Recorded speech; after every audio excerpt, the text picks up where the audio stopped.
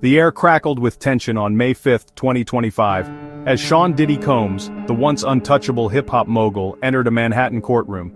His legacy, built on chart-topping hits and entrepreneurial ventures, hung precariously in the balance.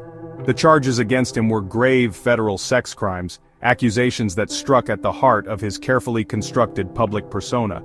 This was not a trial about music or money, it was about power, exploitation, and the potential abuse of both. Combs, his face etched with a mixture of anxiety and defiance, took his seat at the defense table. Gone was the swagger, the bravado that had become synonymous with his name. In their place, a palpable fear flickered in his eyes. He was facing a fight for his freedom, a fight that could end with him spending the rest of his life behind bars. The gravity of the situation was not lost on anyone present in the packed courtroom. Journalists scribbled furiously, their pens racing to capture every detail of this unfolding drama. Cameras flashed, momentarily illuminating the somber faces of the legal teams assembled for what promised to be a long and arduous battle. At the center of it all sat Diddy, the weight of the accusations pressing down on him like a physical burden.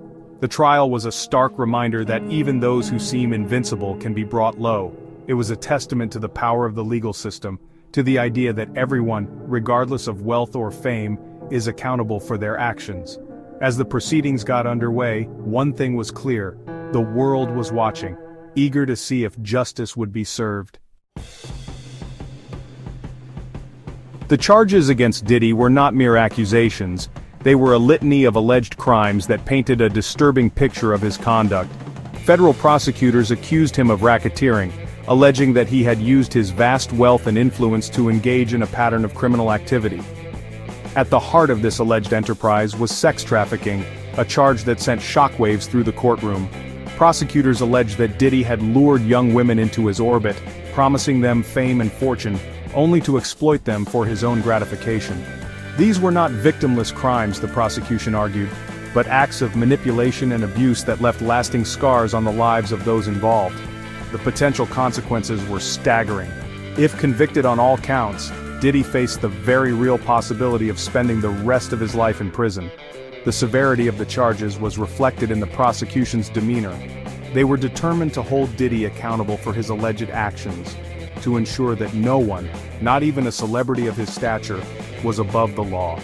They presented a formidable case, building a narrative of abuse and exploitation through witness testimony, physical evidence, and damning surveillance footage. The defense, however, remained steadfast in their client's innocence.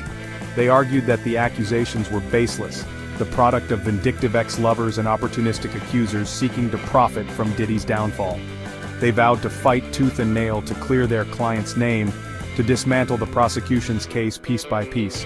The courtroom became a battleground of competing narratives, each side vying for the jury's trust, and ultimately, their verdict.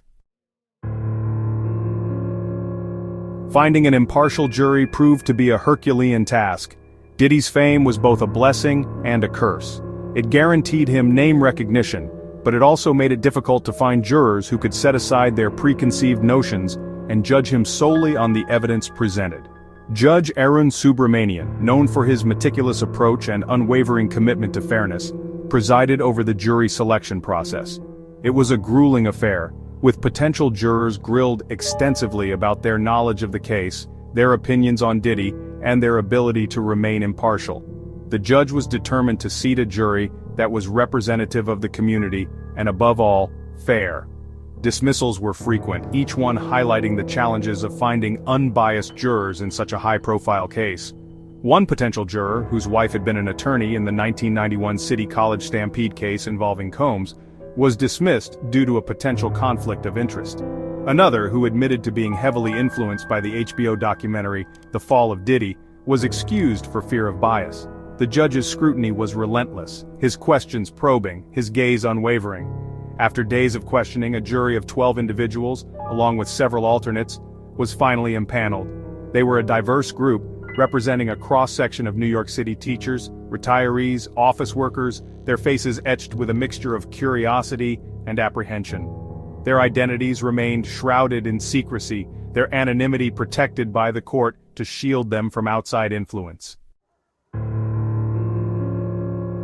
The trial was more than just a legal battle, it was a human drama with a cast of characters whose lives had become intertwined with Diddy's.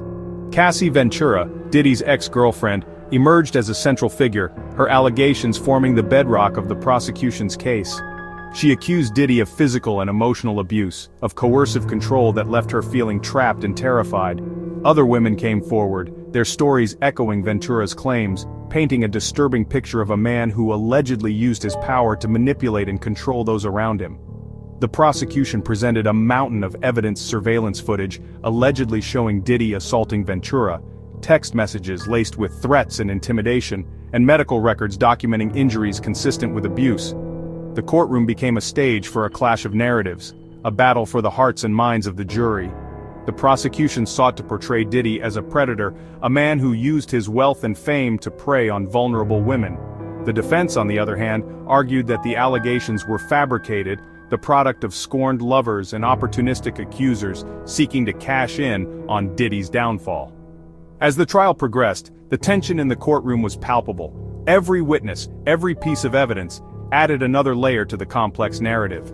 The jury, tasked with the daunting responsibility of separating fact from fiction, listened intently, their faces betraying little of their thoughts.